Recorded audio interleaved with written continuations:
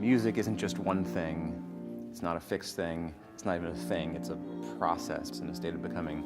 The fact that we come from that philosophical place means that we always are switching up little things about how we present music, about how we play, about how we put pieces next to each other, about where we play, about how we talk to an audience, about what other media we compare music to. What Dal Niente promotes is working with composers who are really contemporary artists who are working with the medium of sound. There's a new time, there's a new cultural environment, there's new sounds to be made. You can use all these electronics, computers, max patches, and put them next to string instruments that have been around for 400 or 500 years and create something that's never been done before. There's interactions with popular music or with popular art that can be happening, interactions there that are so different than we could have been doing 10, 20, 30, 50 years ago. Taking that one step further, I think that we as Dal Niente take a really curatorial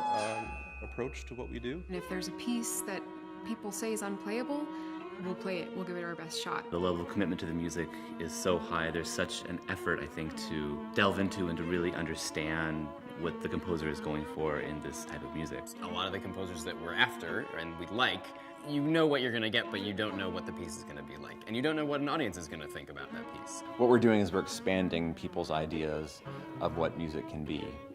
And that does sometimes involve trying stuff that might not work. It's really important that Dal Niente is an ensemble that takes risks. I love that I walk into a rehearsal and I have no idea what to expect, but that there's such a mutual respect and love for each other in the ensemble. We feel safe to take risks. We feel like we can be our most creative, engaged self. As we're sort of figuring out, all of these little pieces that go, together, we have to also be really sensitive to each other. We have to be listening and careful and adjusting constantly so that we're making sure that the things that are supposed to be heard are being heard. The collaborative process in Dal Niente is very messy. And this is its great advantage. Playing with Dal Niente nudges me to explore the farthest reaches of what's possible on my instrument and what's possible as a musician today. We challenge each other to be able to play parts that we aren't familiar with, that we haven't seen before. Oftentimes, we may not have a reference for them. The kinds of demands that playing a new piece or the kind of music that we place on a performer requires you to really stretch yourself in terms of how you play your instrument or how you sort of navigate your ensemble. When we play together regularly, I think there's a kind of relationship that develops that is beyond the limits of language. And in my most fruitful musical collaborations, I think a lot fixes itself even without having to address it verbally. Then at the end, somehow we end up with this piece that is the reflection of lots and lots of people spending lots and lots of time thinking and doing and changing. Our audiences expect to see something that they've basically never seen before. We challenge the audience to take a leap with us and try something out with their ears that they don't have any experience with. I think the lack of fear when it comes to programming is the most important and engaging part of Dal Niente. Dal Niente plays music that simply most other ensembles in the United States will not play. The audiences are involved. You have a feeling in a room that's, a bunch of people who are really excited about what's going on, not just the musicians, but the whole room. Mozart, Beethoven, Strauss, where you have a history of performance. But the music that we play so often, we don't have that history. Sometimes it's world premieres. Often it's world premieres.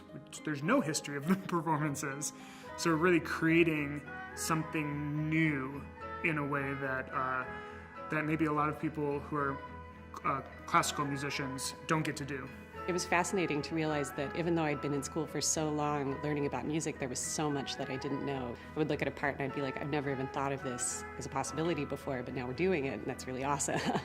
It has to do with how you get a sound, and there's a lot of different ways to do that. And you just have to be willing to go into uncharted territory with that. Well, I'm thrilled if a listener comes away from a Dal Niente concert feeling excited to learn more about the pieces they heard. Even if it confused or bewildered them, or if they felt disoriented, that's okay, as long as they want to meet us halfway and learn more about the music. We always are looking for those ways in which we're asking people or inviting people to think about the world differently and think about sound differently and think about music differently. And that's an important process that we as musicians take, and we think it's important for the audience members to take as well. Our vision is that the world can be a slightly better place with genuine art, and by being earnest contributors of great art, we can do our part to further some discussion and make this a more compassionate world.